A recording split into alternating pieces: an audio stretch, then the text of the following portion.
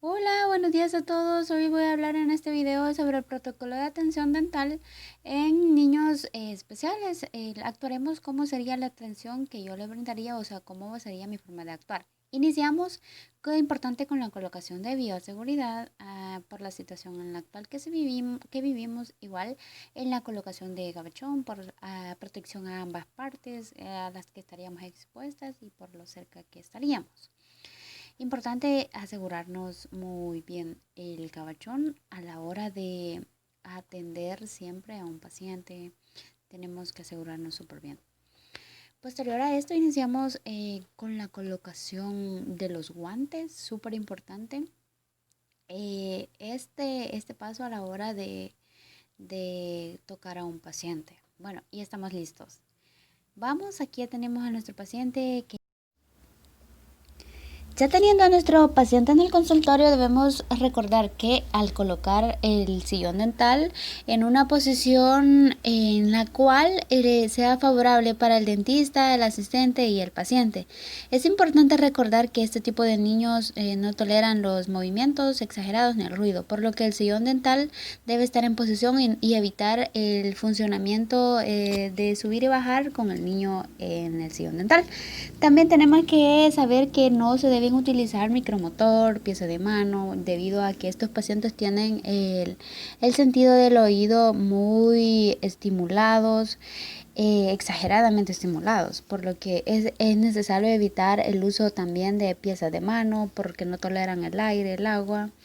El usar cucharillas como segunda opción, curetas, surf de California, torundas de algodón mojadas y secas para secar, en lugar de usar el eyector, ya que no toleran ese sonido ni el hecho de que les estén succionando y metiendo tantas cosas en la boca.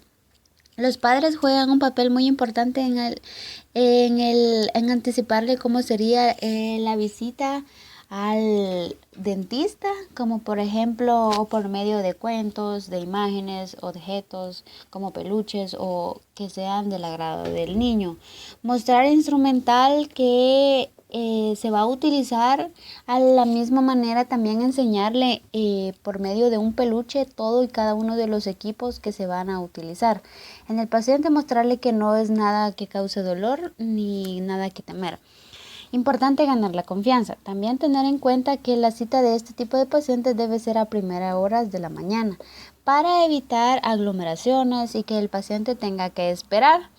Porque este tipo de pacientes les dan crisis ansiosas y podríamos perder el control sin antes empezar el tratamiento.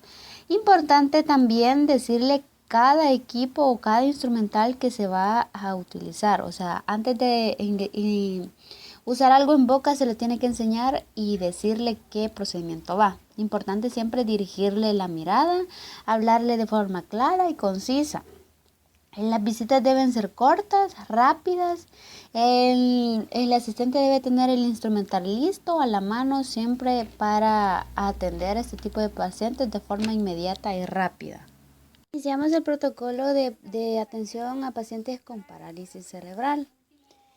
Tenemos que tener en cuenta que este tipo de pacientes se deben asistir en su silla de ruedas, que casi siempre se presentan al consultorio dental en silla de ruedas, y por la posición, la comodidad y el tipo de parálisis de que poseen los pacientes es necesario atenderlos en posición reclinada, siempre asegurando la cabeza de no lastimarlos. La mesita de trabajo y el instrumental deben estar a un costado alejado del paciente para evitar posibles golpes.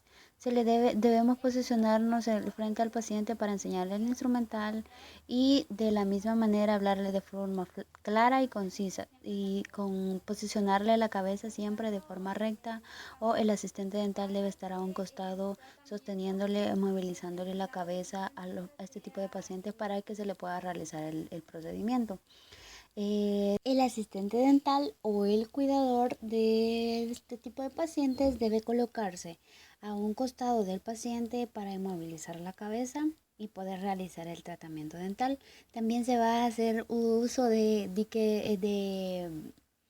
abrebocas de goma, siempre asegurados con un hilo dental para evitar posibles complicaciones.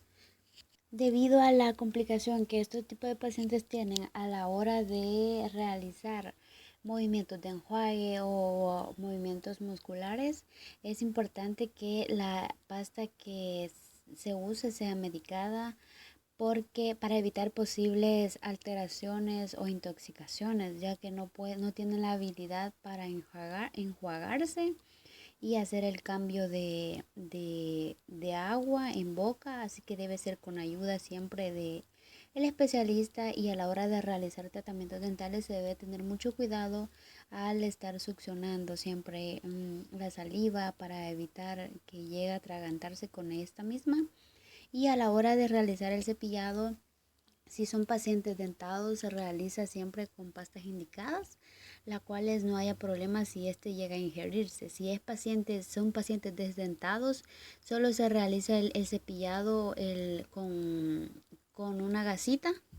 Se moja la gasita en un vaso donde se aplica el flúor disuelto en agua, y esta gasita se va pasando en los carrillos, en la mucosa, en las encías, en el paladar y en la lengua.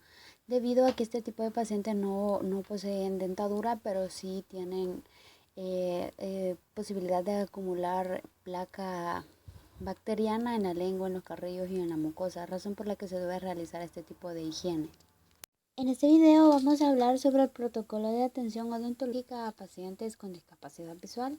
Este tipo de pacientes necesitan ayuda desde el momento en que se presentan al consultorio dental, ya que necesitan ayuda para explorar todo el ambiente por donde va a pasar al personal, y se le debe ayudar a llegar al asiento donde esperará el turno para pasar ya al sillón dental.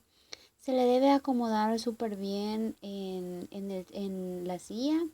No deben haber instrumentos o objetos con los que él pueda tropezar, y siempre se le debe abrir la sala de espera para que el paciente se sienta cómodo y seguro al dirigirse al sillón dental.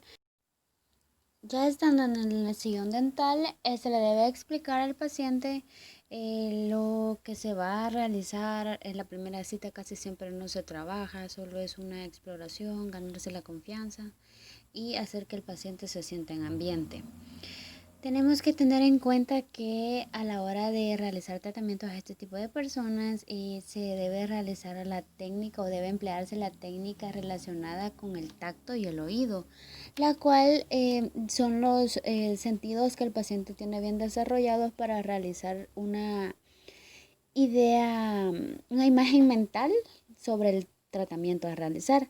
También es necesario elaborar un plan individual y tener claro que la familia o el cuidador que pasa con él deben jugar un papel importante sobre la educación en salud bucal, el plan de seguimiento. Como primer punto a tener en cuenta, al paciente se le debe realizar un muestrario del instrumental que este paciente toque, explore, e incluso puede oler el material que se va a utilizar para que lo asocie y evitar posibles vómitos ya cuando se esté trabajando.